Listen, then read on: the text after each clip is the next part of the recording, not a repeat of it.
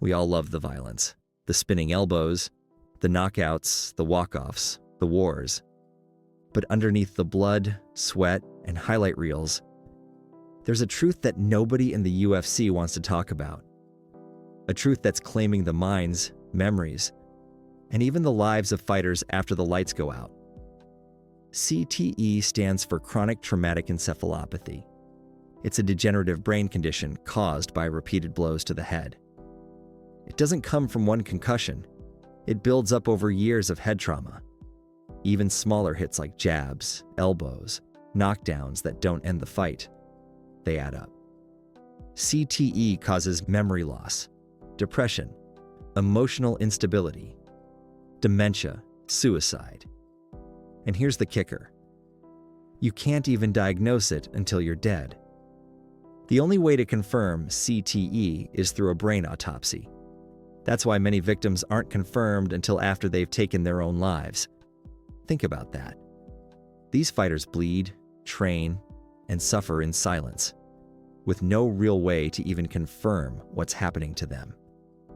Now here's the part that should make every MMA fan uncomfortable. The UFC never talks about this, ever. No documentaries, no studies promoted by the organization, no public health protocols for post-career brain scans, no union, no insurance after retirement. This isn't an accident. It's not ignorance. It's strategy. Why? Because acknowledging the danger of CTE opens the UFC to legal liability. See what happened to the NFL. Increased fighter demands for insurance. A fighter's union, damage to the brand, so instead, the UFC stays quiet. They hype the knockouts, glorify the wars, and then move on. Fighters like Robbie Lawler, Tony Ferguson, Diego Sanchez, these guys were warriors. But now they're not even talked about, unless it's for a highlight reel. Once you start slurring your speech or your record drops, you're cut, retired, or worse. You just fade away.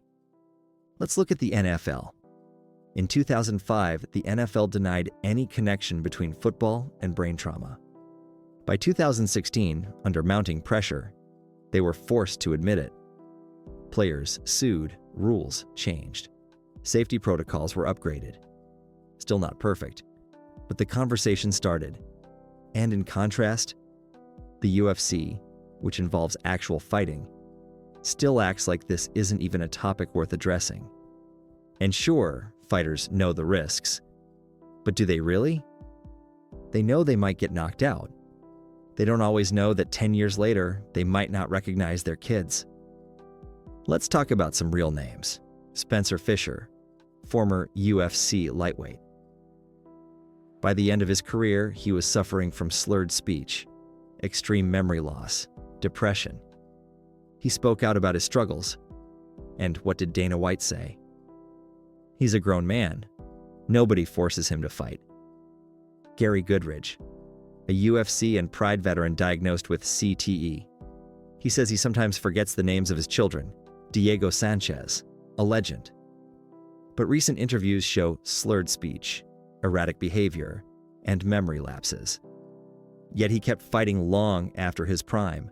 Because, guess what? There was no safety net, no pension, no long-term care, only checks for showing up.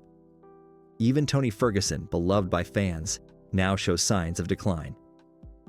Is it age or years of absorbing damage? His speech patterns have changed. His timing is off. He's taken too much. It's not just a fall from greatness. It's a silent collapse happening in real time.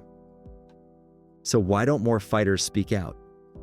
Because speaking out means you might not get booked for your next fight. The promotion may label you uncooperative. You lose your value as a marketing tool. Remember, the UFC doesn't have to fire you.